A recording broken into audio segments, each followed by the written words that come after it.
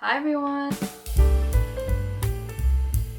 Today's video is gonna be a little interesting because I'm gonna tell you how you can change your whole life. Like, I'm talking 180 degrees, like full change. 2025 is for reinventing ourselves to be better. So, story time. When I started college, right, I was kind of an entirely different person. Honestly, freshman year Amina would not even fathom the fact that senior year Amina is sitting here right now. So needless to say, I was a completely different person. You know, I was this like rosy-eyed, kind of naive, kind of innocent, a people pleaser. And I mean people pleaser in like the most negative way possible. Like, I would not stand up for myself. I would not like do anything, and it was like really bad. I was basically starting my pre-med track, and I did not realize just how much pressure I was gonna put myself through. And when that pressure started, when that stress started, I found myself kind of like wandering around, just completely lost and having no idea what to do because it was just so crazy. And honestly, like, the imposter syndrome was hitting because my like self-confidence was like absolutely shot. Like, you know, I was just an 18-year-old going into this like new world, so you have this like fantasized version of this world where you're thinking all your life, right? College, oh my gosh, like it's gonna be like better than High School Musical. Like, I don't know, you have this like really idealized version of college, and then when you get there you realize it's not that. So that in itself becomes a distressing event, and you're just like, oh, what the heck do I do now? And you're just kind of like lost. So that was me. Like, I thought I knew everything and I knew exactly what I needed to do, but the reality was it was just so different. Like, it was so different. And honestly, when I went into my freshman year, it was, I think, 2021, so we were still recovering from COVID was still like a huge deal. It was still like quarantining was there, the risk of getting COVID was there, and it was a lot. So because we had just come out of that and their scare was still there, like, it was too much, you know? And because it was a very stressful event, I'm sure everyone can relate when I say that, like, okay, your mental health started deteriorating, your relationships with others started deteriorating. Like, literally, I don't know how else to like describe it. Like, I was just kind of like going downhill and I was not okay. Eventually, like, I was getting because I was so stressed out, I used to forget to eat. So I started like really unhealthy practices. I wouldn't take care of myself. And because like college, you know, like, I was like, okay, I need to take this course, and that was it. I didn't really have a clear vision, and I was trying to hustle without having a clear vision, a clear ambition, and a clear goal. And yeah, the goal was med school, but like getting there, enjoying the journey, trusting the process, those principles were not in me yet. And it was just like, oh my gosh, I was just floundering around. And eventually, like, the stress started getting too much, where I started like dissociating from reality. I was just like, okay, my brain was not able to process what I was going through, what was happening. You know, I was like developing lots of stresses and lots of anxieties, and it was just like not a pleasant time in my life. And even in terms of like social scene, like, because a lot of my high school friends went to college, I didn't feel the need to make new friends, so I didn't try to be social, you know, in like at least minimum my first year of university.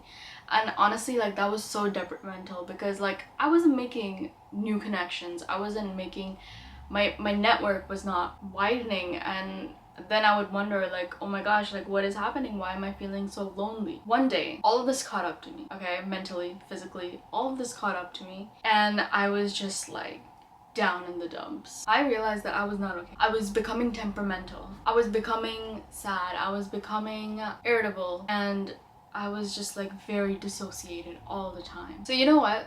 I had one of those like 3 a.m. moments. You know, when you're like at 3 a.m. you're like, I need to change my life ASAP. I need to change everything about myself. I need to start working out. I need to do that. I literally had a 3 a.m. moment, and literally, like, to me it was just like, Amina, this is not okay. This is not okay. You have to get back up and you gotta do this thing. And that is exactly what I did. So let's get into it. I know you must be thinking, where do I start? What do I do? What do I even need to change? Honestly, I totally get it because that's exactly what I went through. And the first thing you have to do is seek knowledge. Seek knowledge not in terms of like, oh, university, school, work. No, I mean in terms of life. You know, I am a biology major with a psychology minor. So what I started doing was I started applying psychological theories onto my life just to understand in terms of development, where was I? And there is this one theory, and it's called the Erikson stages of development. And anyone older than the age of 13 is basically in the identity versus role confusion stage. And that like resonated with me because I realized I was in that stage. I had no idea what my identity was.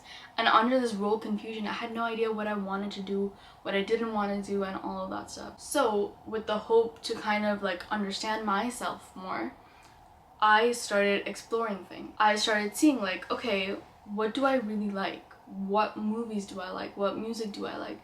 What do I like to do in my free time? You know, and it could also be down to like what study tactics work for me, because I was doing what everyone had told me to do. I was doing like, okay, if someone was like, you know what, do this to study, I was doing that. I never even thought like, okay, what if that's not working for me?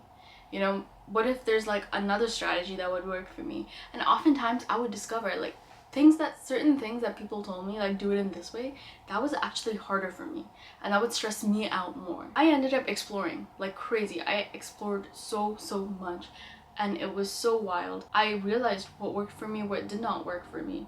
So you know what, I started seeing that, and I would really recommend that you do it too. Like you see like, what do you like to do? What is your identity? And you know what, an identity does not come overnight. It takes years and years and years. So invest that time. And you know what, it will be a really fun process because you'll try new things, and if you like something, you'll discover something new about yourself. And that's exactly what happened to me, where I discovered I was trying to find hobbies that I like to do. I discovered I love to bake bread. I had no idea I had this in me. And the biggest surprise of all was gardening. I had no idea I had that capability. Like, no, none. Like, do I even look like a gardener to you? No, absolutely not. So it was like things like that, you know? And it's kind of fun discovering these like sides to yourself where you're just kind of like, huh, I had no idea I was like that.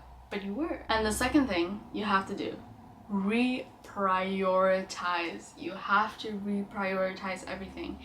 And the way you should do it, your mental health comes first. The most important thing, you have to be mentally sound. You have to know, because if you're mentally sound, then you'll be able to actually develop healthy habits, in my opinion, you know?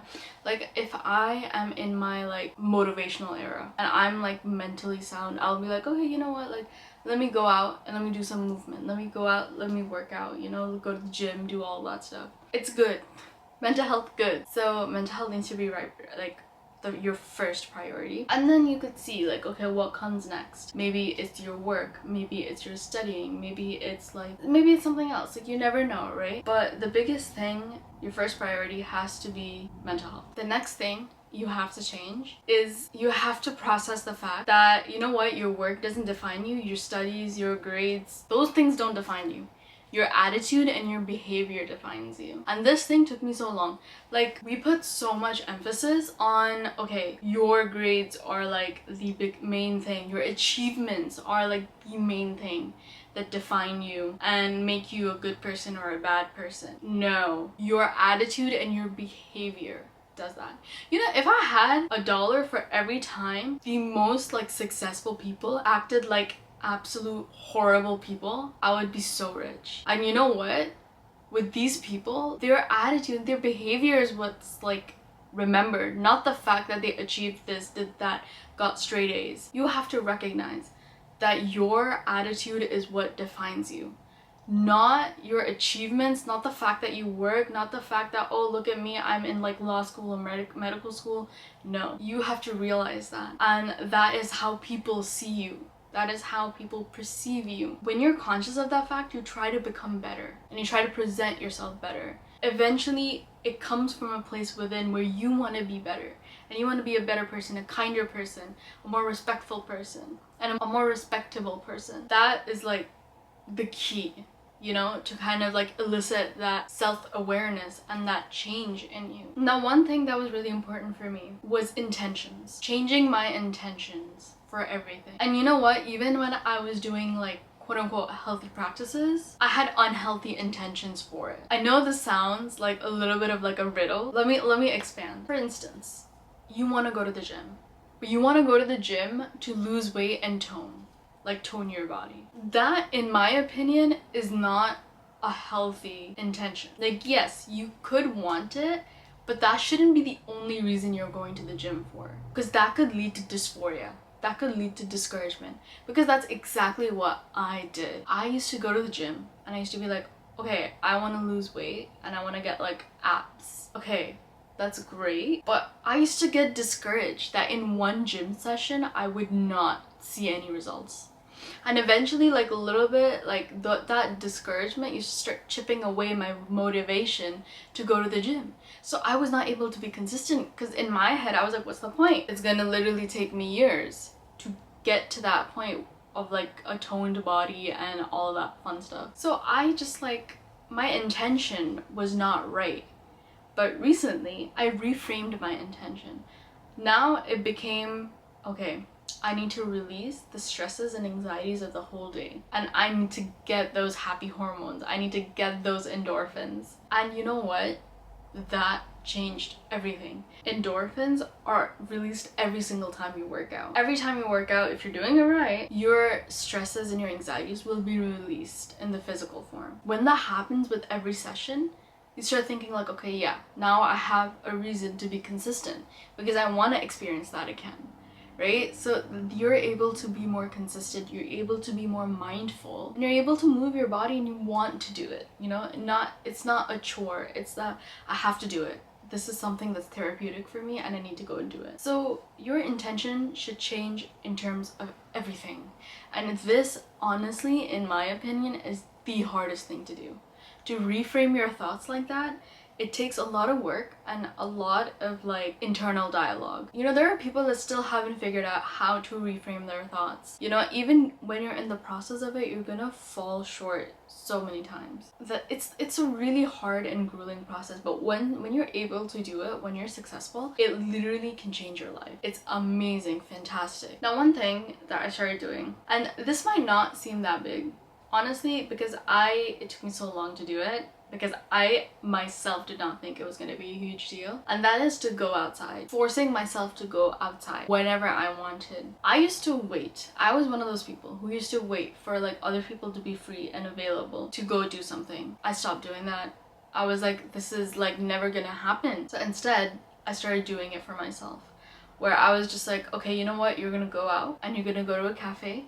You're gonna sit alone. You're gonna order your own thing. You're gonna eat it or drink it, and then maybe you can come back home. Or if you want to stroll around, you can do that. I used to get scared, like, oh, people are gonna judge me. People are gonna be like, oh my gosh, she has no friends. Who are they? Like, I literally do not even know these people, and I'm never gonna, like, in all probability, ever see these people ever again. And why did I feel the need to prove the fact that, yeah, I'm a sociable person? Like, I don't need to prove myself to others. Like, I started doing that, and I think that's what stops a lot of us from going to public places alone, from doing things alone, because we think that, oh, people are gonna judge us. Honestly, no one cares. Literally no one cares. So that's okay, you know? That's a good thing. I started taking myself out, and eventually, like, you start enjoying your own company. And when you start doing that, you realize how much you can actually depend on yourself for, and how little you need to depend on others for. I don't need to depend on others to go outside. If there's a restaurant that I really want to try, I didn't need to depend on others. I could just do it myself. And you know, you become more self-reliant. You start valuing your time. You start appreciating yourself more, because you realize, like, I'm not that bad. I'm fun. Like, I'm cool and I'm interesting. Like, you start to do that. So eventually what that actually does is it builds your self-respect and your self-worth, because you start enjoying yourself more. And you start thinking, like, you know, like for future relationships, you will see like, okay, what does this person actually add to my life? Does this person like add something else? Or am I doing things with this person that I could just do alone and enjoy as much? You know? So it kind of helps you like understand that factor of yourself. What parts about you do you really like? What do you enjoy? Now we're getting more into the deep stuff and the extremely relevant stuff. Like, yes, everything I said has been relevant, but like these things are like unbelievable, okay? Unbelievably like relevant. Okay, so I need you to listen. I need you to take notes. I need you to literally just be like, okay, yes. Remove everything negative from your life. I know you've heard this before. I know you're thinking, obviously. I'm gonna say it again. Remove everything negative from your life. Everything includes people, includes things, includes activities. It's easier said than done, but you do not need that negativity around you. Why? Why do you want to put yourself on edge like that? I started doing that where I started distancing myself from anything where I wouldn't get a good vibe from. Anything that I would just be like, okay, this is not right. I started doing that. I changed my life. I started feeling lighter and I started feeling better. I started feeling happier. Obviously, those negative things were bringing me down. They were like putting this like dark cloud over me. Recognize those things. Take a minute, reflect, write it down if you need to. Recognize all the negative things, the negative people, the negative like activities in your life, and think about how you can get away from it. Like, it's so important. This is literally going to help you elicit that change within you. It is going to help you feel better and feel happier and think like, okay, yeah, maybe life's worth living, you know? Like, it's good. The next thing, create boundaries and enforce it. We create boundaries, but we let people infringe upon it. And I'm saying this because I was like the queen of doing that, okay? I used to try to set boundaries, and then if someone made a mistake, like, oh, okay, I'll give you a second chance, I'll give you a third chance. No chances. You have set a boundary. A person who actually values you and cares for you and loves you will actually respect it, okay? And that is one thing that I have realized that is so valuable to me. Like, if I set a boundary, they will never, and I think about this myself as well, right? Like, if my friend or my sister or like anyone were to set a boundary with me, I would respect it. I would do my best to stay away from that boundary. So you have to do that for yourself as well, where you have to see, okay, who's even like, for all the people who are infringing upon this boundary, bye. Literally, bye. I know, like, I'm saying like, oh, like, distance yourself from everyone. You know what? Like, if you remove those negative people out of your life, you will have space for the positive people. And you know what? You'll start appreciating the good people in your life even more, you know? The people that respect you, that respect your boundaries, that trust you, that love you, that will care for you. Those people really do exist. If you're able to enforce your boundaries and you're able to like kind of maintain it, you will actually feel better, because people will not stop taking advantage of you like that. And you know what? People pleasing is a negative thing. I literally do not care what anyone else says. It's a negative thing. You should not be okay with being a people pleaser. I was always a people pleaser. I used to always laugh at the worst jokes, the most offensive jokes. I used just so like people wouldn't feel bad. But you know what? Like, no, it's not okay. Things that are not okay should never be okay. You should not normalize stuff. Recognize this is something bad. This is something bad for me. This is taking me down. So I'm gonna remove it from my life, because I care about myself. So that should be your internal rhetoric. So boundaries, love it, amazing. Obviously don't keep like unbelievable boundaries, like just not realistic, you know, but like boundaries like, okay, don't say that to me. Don't make inappropriate jokes around me. Don't touch me, you know, like things like that. Oh my gosh, those boundaries need to be enforced because they're important to you. Now this, I love this because it actually gives you so much perspective. Realize the things that you can control and you cannot control, because we stress about things that we cannot control, and that is not okay, because like literally what can you do? So you have to see like, okay, can I control it? What about it can I control? And worry about those factors. Right? Like for me personally, if there's an exam, I will be stressing about studying, you know, like I'll worry about studying, I'll try my best to study, and I'll try my best to put out my my best work. But once I've done it, once I've given the exam, literally nothing else is in my control. I did what I needed to do. So there's no point in stressing about it afterwards. So there's so many things, like what other people think about you. You cannot control that.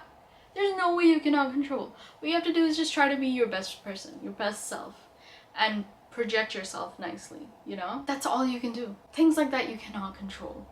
You can control your thoughts, your actions, your behaviors, you know? And just focus on that. You don't have to worry about what other people are thinking, doing, behaving. That's on them, right? But yeah, if they're saying something bad to you or if they're doing something bad to you, it's your job to just be like, okay, stop.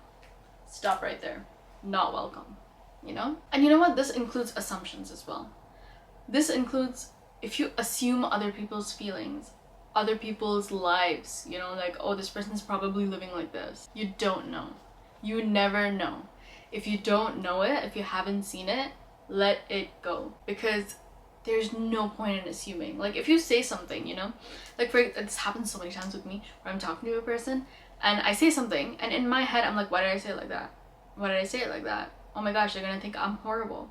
Or they're gonna think like I'm so like, you know what, like I don't know how they were thinking. And you know, I spent the whole day overthinking like that, where I'm like, oh my gosh, they're gonna feel like this, they're gonna feel like this, they're gonna feel... Honestly, those are assumptions. Those are assumptions. I'm just assuming what that person thought.